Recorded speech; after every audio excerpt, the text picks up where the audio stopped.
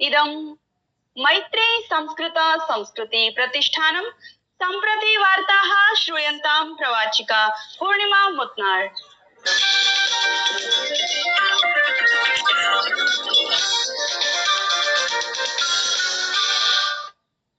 भारतस्य निर्वाचन आयोगेन ह्यः तमिलनाडु राज्यस्य विधानसभा निर्वाचनस्य पश्चिम बंगाल राज्यस्य विधानसभा निर्वाचनस्य च प्रथमचरणस्य सूचना प्रसारिता। अधिसूचनायाः निर्गमनेन राज्येषु नामाङ्कनपत्राणां प्रस्तुतिः समारब्धा अस्ति। तमिलनाडु राज्यस्य सर्वेषु 34,200 विधानसभा आसनेषु एकचरणीय मतदानं भविष्यति। पश्चिमबंगस्य 52,100 आसनानां कृते च प्रथमचरणस्य मतदानम् अग्रिममासस्य 23 दिनाङ्के भविष्यति।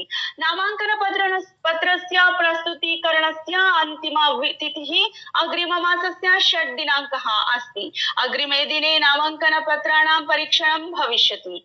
प्रत्याशिपदस्य निराकरणस्य अन्तिमतिथिः अग्रिमे मासस्य 9 दिनाङ्कः अस्ति। प्रधानमन्त्री तथा वाजपेयी दलस्य वरिष्ठः नेता नरेन्द्र मोदी ह्यः अपराह्ने मेरा बूथ सबसे मजबूत इति संवाद कार्यक्रमस्य अन्तर्गतम् असम राज्यस्य दलकार्यकर्तृभिः सह वार्तालापम् अकरोत्। दलकार्यकर्तॄन् सम्बोधयन् श्री मोदी अवदत् यत् असम राज्ये मनः स्थितिः स्पष्टा अस्ति। राज्यस्य जनाः एनडीए दलाय मतदानं कर्तुं सज्जाः सन्ति। संवाद अवधौ श्री मोदी दलकार्यकर्तृभ्यः दलस्य स्पष्ट विजयाय अहर्निशं कार्यं कर्तुं प्रार्थयत्। असम राज्ये एप्रिल मासस्य 9 दिनाङ्के एकस्मिन् चरणे मतदानं भविष्यति।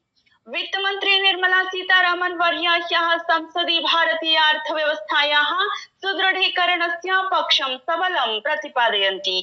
अकथयत् यत् भारतीय मुद्रायाः मूल्यं मार्केट् इत्याधारितं भवति, अपि च वैश्विक अनिश्चितताम् अनन्तरम् अपि भारतस्य सूक्ष्म अर्थव्यवस्था नीतयः सुदृढतया तिष्ठन्ति। भारतीय मुद्रायाः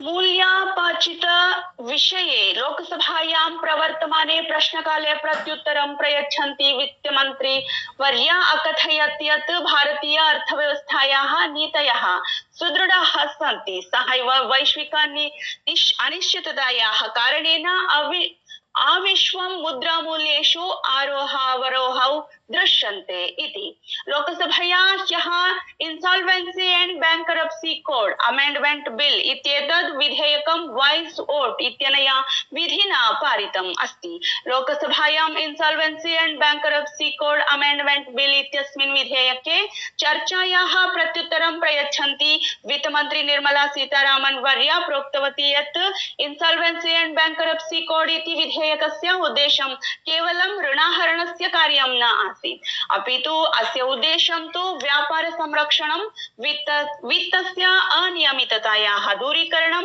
औद्योगिक मूल्यानां संस्थापनं च आसीत्।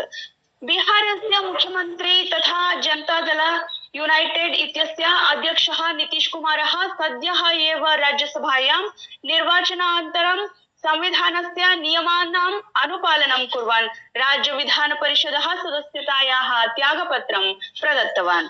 श्रीलंका देशस्य राष्ट्रपतिः अनुरा कुमार दिसानायके इत्येषः पश्चिमेष्या संकटकालस्य मध्ये देशे ईंधन प्रेषणं समर्थनाय भारतं प्रति कृतज्ञतां प्रकटितवान्।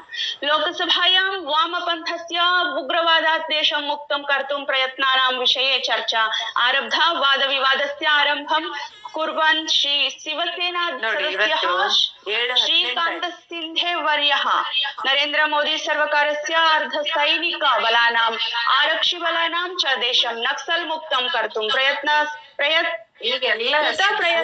प्रशासनम् अकरोत् इति वार्ताः। धन्यवादाः।